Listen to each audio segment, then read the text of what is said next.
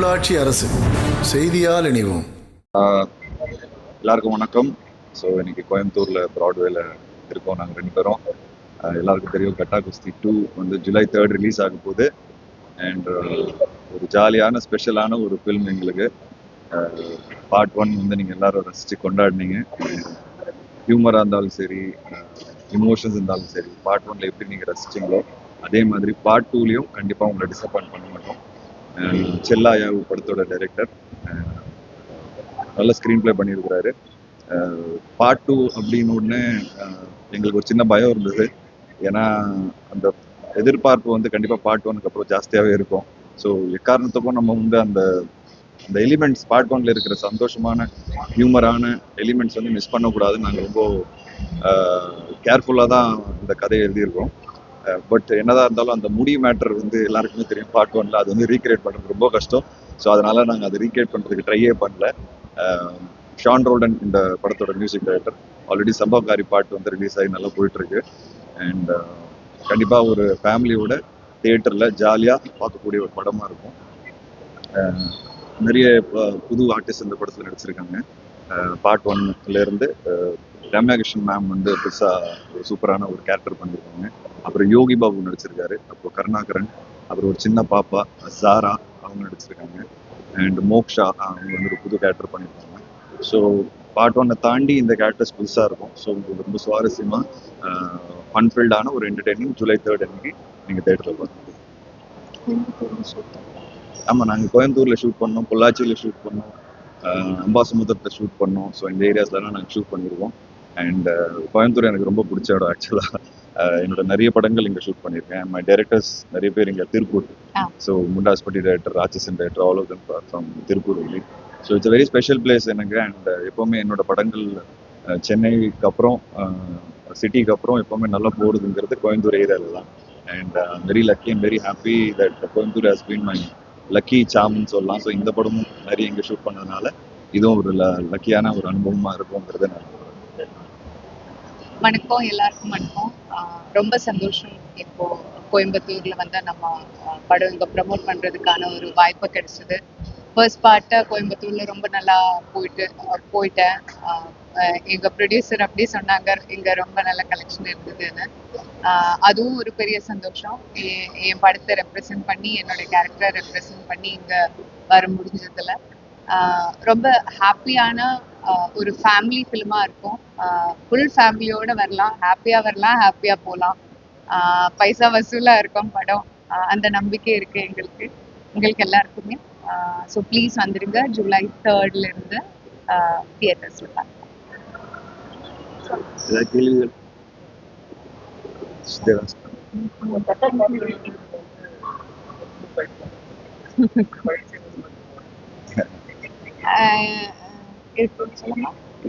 Confuse பண்ணிடுவோம். ஒரு வேலை இருக்கலாம், ஒரு வேலை இல்லாம இருக்கலாம். பட் அதே மாதிரி ரிப்பீட் பண்ணா அதுதான். இல்ல இதுல வந்து அவங்களுக்கு ஆக்ஷன் சீக்வன்சஸ் இருக்கு. பட் அது வேற ஸ்கிரீன் பிளே வேறையா இருக்கிறதுனால சிச்சுவேஷன்ஸ் மாறும். அதே மாதிரி பண்ணாலும் நீங்க அதே மாதிரி படம் ஒரே மாதிரி இருக்குன்றீங்க. ஸோ அதனால ஆக்ஷன் சீக்வன்சஸ் இருக்கு, ஆனால் வேற சிச்சுவேஷன்ஸ் வேறையா இருக்கும். நிறைய குஸ்தி ஆடி இருக்காங்க இந்த படத்துலயும் அவங்க. அண்ட் முக்கியமா நான் வந்து இந்த படத்துல குஸ்தி ஆடி இருக்கேன். அதுதான் வந்து ஒரு சின்ன ட்விஸ்டா இருக்கும். பார்ட் 1ல எப்படி நீங்க இன்டர்வல் பிளாக் நல்லா ரசிச்சீங்களோ, பார்ட் 2ல கிளைமேக்ஸ்ல ஒரு சர்ப்ரைஸ் இருக்கும். ஸோ அதுதான் நாங்க ரொம்ப நம்புறோம். ஆமா, எங்க பார்ட் 1 முடிஞ்சதோ அங்க இருந்தா பார்ட் 2 ஆரம்பிக்குது. ஸோ வீராங்கிற கேரக்டர் கீர்த்தி கிட்ட பார்ட் 1ல கிளைமேக்ஸ்ல ப்ராமிஸ் பண்ணியிருப்பாரு, உன்னை வந்து மேரிகோம் மாதிரி இந்தியாவுக்கு ஆட வைக்கிறேன்ட்டு. அது அவன் பண்ணானா இல்லையாங்கிறது தான் இந்த படத்தோட கதை.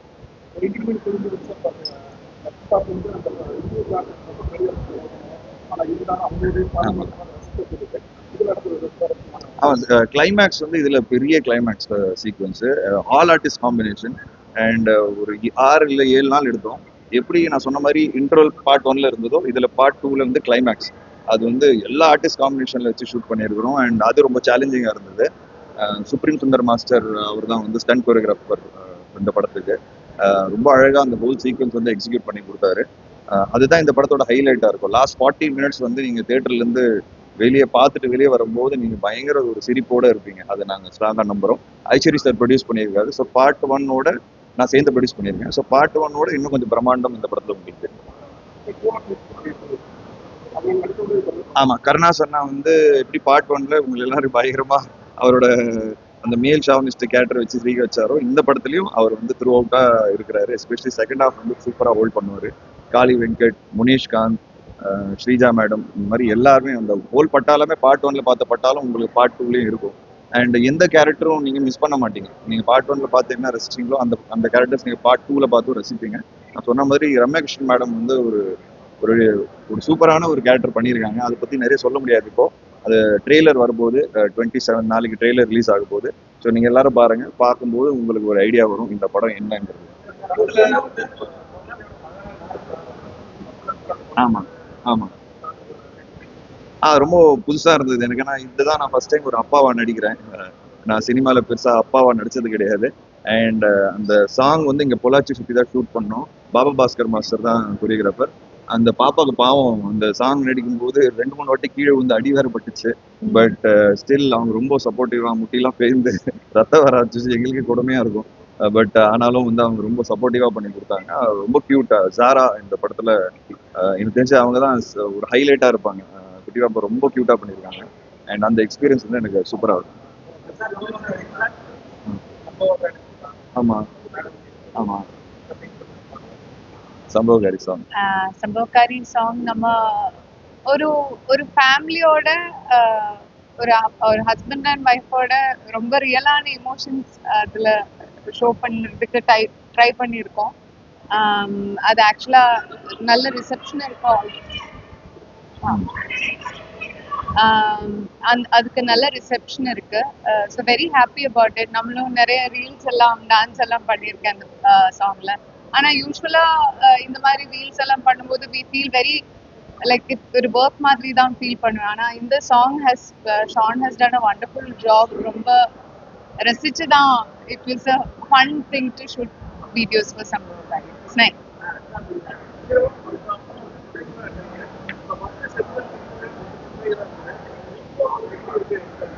இல்லை சார், எங்க படம் பொறுத்த வரைக்கும் க்ளீன் நியூ சார்.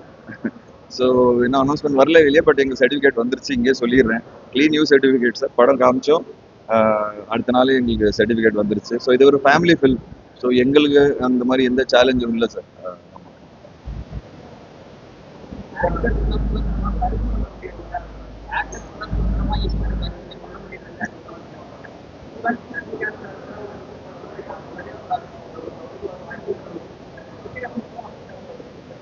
சார் என்னன்னா சார், நான் அந்த இன்டர்வியூல என்கிட்ட சோஷியல் மீடியா பத்தி கேட்டாங்க.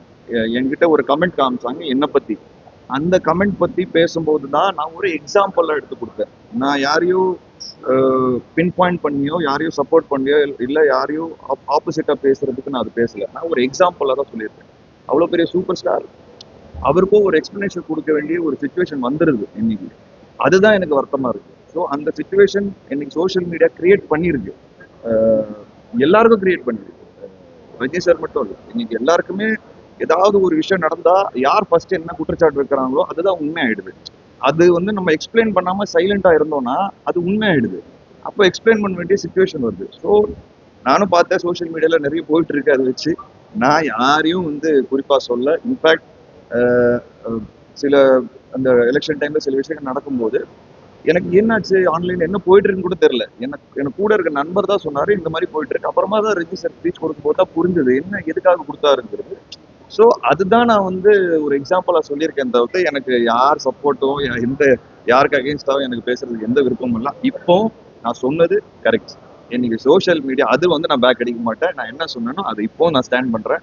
எப்படி எல்லாருக்கும் சுதந்திரம் இருக்கோ ஒரு கமெண்ட் போடுறதுக்கோ இல்லை ஒரு விஷயத்த விமர்சனம் பண்றதுக்கோ அதே தான் எங்க நடிகர்களுக்கும் எங்களுக்கும் இருக்கு. நாங்க மட்டும் பேசினா ஏன் அது பெருசாயிடுது, ஏன் அது வந்து டிவைடா மாறுது? அது இருக்கக்கூடாது. எப்படி அந்த சுதந்திரம் உங்களுக்கு இருக்கோ ஒரு விஷயத்த வந்து எப்படி பாக்குறோம் இல்லை நாங்க என்ன நினைக்கிறோம் அதை பத்தி இல்லை என்ன சொல்லணும்னு ஆசைப்படுற சுதந்திரம் எங்களுக்கும் இருக்கணும்ல. அது ஏன் இருக்கக்கூடாது? இவ்வளவுதான் என்னோட கேள்வி. அண்ட் நான் பேசுனது அது இப்போ நான் ஸ்டாண்ட் பண்றேன்.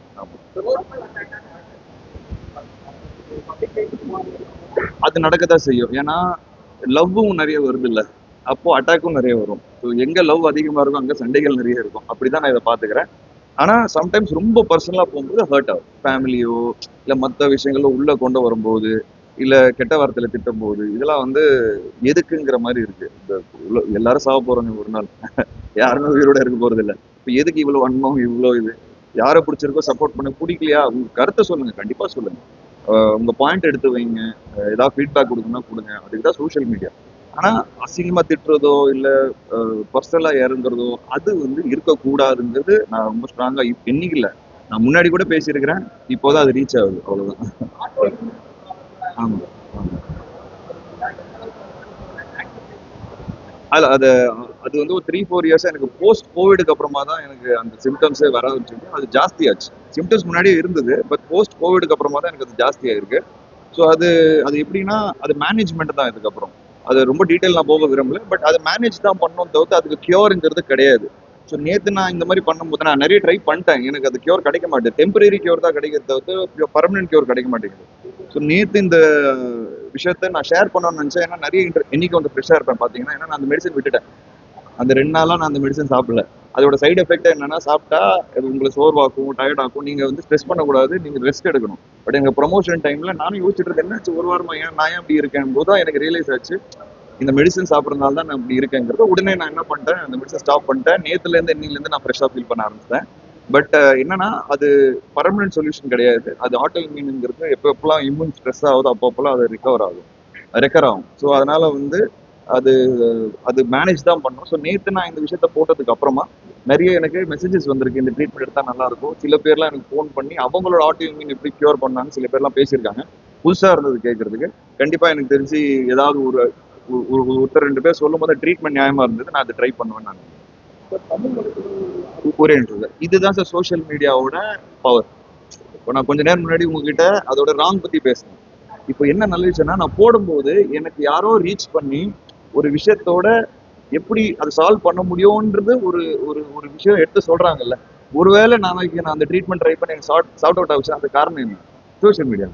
அப்போ சோஷியல் மீடியாவில் நல்லதும் நடக்குது அப்படி நம்ம ஒத்துக்கிறோம்னா,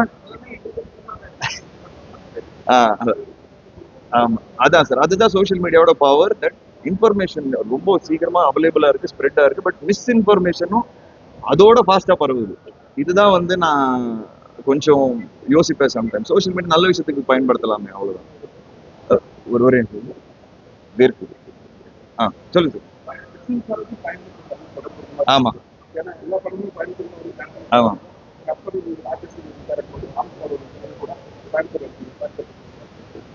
அதான் சார், கோயம்புத்தூர் நான் சொன்ன மாதிரி நான் சினிமால வந்ததுல இருந்து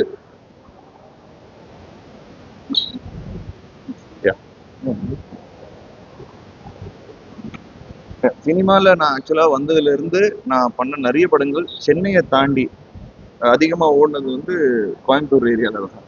ஸோ கோயம்புத்தூர் மக்களுக்கு ஒருவேளை என் மேல நிறைய லவ் இருக்குன்னு நான் நினைக்கிறேன். அதனால இது என்னன்னு தெரியல, நிறைய வாட்டி கோயம்புத்தூர் வந்து ஷூட் பண்றேன். என்னோட டைரக்டர்ஸ் ராம்குமார் அவரோட 3 படம் பண்ணியிருக்கேன். இன்டர்நெட் நாளை ரவி அவரோட ஒரு படம் பண்ணியிருக்கேன். அவங்க எல்லாரும் திருப்பூர் தான். ஆமா. அண்ட் அந்த ஹோல் டைரக்டர் கும்பல் ஒன்று இருக்கு திருப்பூர்ல இருக்கு, அவங்க எல்லாரும் எனக்கு ரொம்ப க்ளோஸ். அவரோட அசிஸ்டன்ஸ், கோ டைரக்டர்ஸ். ஸோ நிறைய வாட்டி இங்க வந்து ஷூட் பண்ணும்போது எனக்கு ஒரு நல்ல ஃபீலிங். கோயம்புத்தூர் வந்துட்டா என் படம் ஹிட் ஆயிடும், கோயம்புத்தூர் வந்து ப்ரமோட் பண்ணா என் படம் ஹிட் ஆயிடும்ங்கிறது எனக்கு ஒரு மனசுல ஒரு நம்பிக்கை இருக்கு. அதனால தான் இங்க வந்திருக்கிறேன்.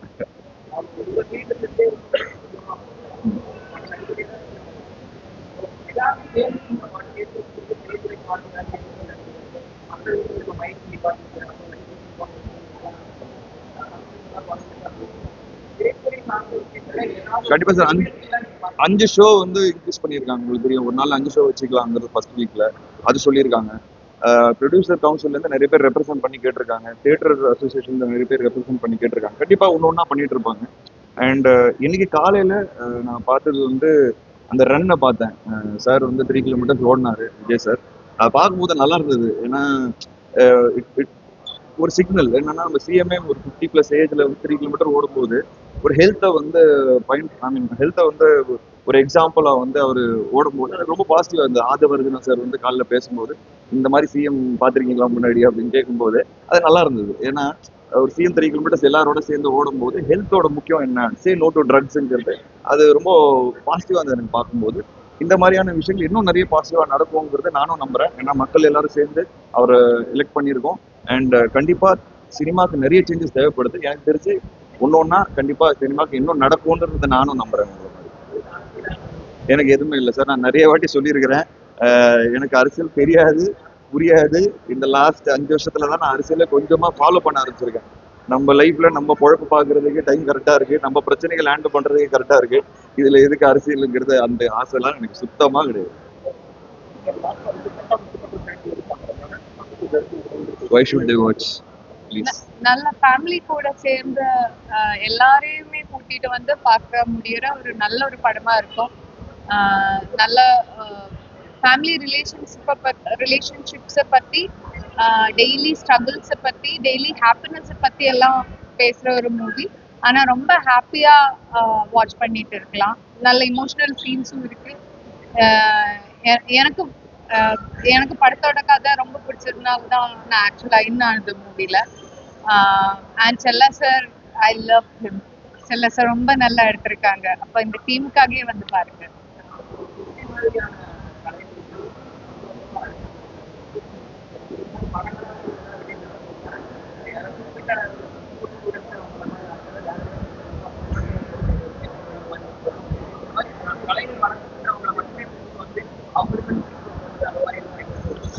சரி இருக்கு சார். ஆல்ரெடி ஆக்சுவலா பாத்தீங்கன்னா இந்த படத்துல பார்ட்டிசிபேட் பண்ண நிறைய ரெஸ்லர்ஸ் ஒரு அசோசியேஷன் வந்திருக்கு சேலம்ல. அவங்களுக்கு நாங்க எங்களால என்ன பண்ண முடியுமோ பண்ணிட்டு இருக்கோம், சப்போர்ட் பண்ணிட்டு இருக்கிறோம்.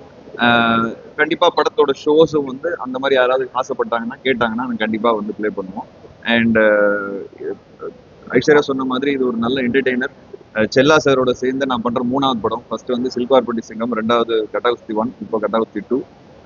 என் கரியர்ல என் கூட ஒரு 11 வருஷமா ஒரு தூணா நிக்கிற ஒரு டைரக்டர்னா, ஒரே டைரக்டர்னா அது செல்லா சார் சொல்லுவேன். அவர் வந்து வேலைன்னு வந்துட்ட வெள்ளக்காரன் ரைட்டரும். ஸோ அப்போ அந்த படத்துல கோ டைரக்டரா இருந்தாரு. ஸோ செல்லா அவருக்காக இந்த படம் கண்டிப்பா ஓடணுங்கிறத நான் வேண்டிக்கிறேன். அண்ட் எங்க டீம் எல்லாருமே ஒரு நல்ல என்டர்டெய்னர் கொடுத்துருக்கோங்கிறத நாங்க நம்புறோம். அண்ட் ஆடியன்ஸ் தியேட்டர்ல நல்லா சிரிச்சு ரசிச்சு பார்க்கும்போது எங்களுக்கு ஒரு சந்தோஷம் வரும்ங்கிறத நாங்க நம்புறோம். ராட்சசன் 2 வந்து ஆக்சுவலா சார் நிறைய 2 இருக்கு என் லைஃப்ல. முண்டாஸ்பட்டி 2, இன்டர்நேஷனல் 2, ராட்சசன் 2 ஆனா எதுவுமே நடக்கல. எஃப்ஐஆரும் நாங்க பார்ட் 2 பிளான் பண்ணி தான் ஸ்டார்டே பண்ணோம். பட் சில காரணங்களால எதுவுமே அடுத்த கட்டத்துக்கு போல. அதனால தான் என்ன ஆனாலும் இந்த வாட்டி ஒரு 2 பண்ணிடணும்னு சொல்லி தான் கட்டாகுஸ்தி 2 பண்ணியிருக்கோம். பட் ஃபோர்ஸ் பண்ணல. ரொம்ப நியாயமா இருக்கும் கதை, உங்களை டிசப்பாயிண்ட் பண்ணாது. ஸோ ராட்சசன் 2 எப்போ வரும் அப்படின்னு என்கிட்ட கேட்டீங்கன்னா எனக்கு தெரியாது. நானும் ரொம்ப ஈகரா வெயிட் பண்ணிட்டு இருக்கேன். கதை இருக்கு அப்படின்னு கேட்டீங்கன்னா இருக்கு. கதை என்னன்னு எனக்கு தெரியும், சூப்பரா இருக்கும். பட் டைரக்டர் எப்போ ஆசைப்படுறாரோ அது அப்போதான் கன்வெர்ட் ஆகும்னு நான் நினைக்கிறேன். தேங்க்யூ. தேங்க்யூ.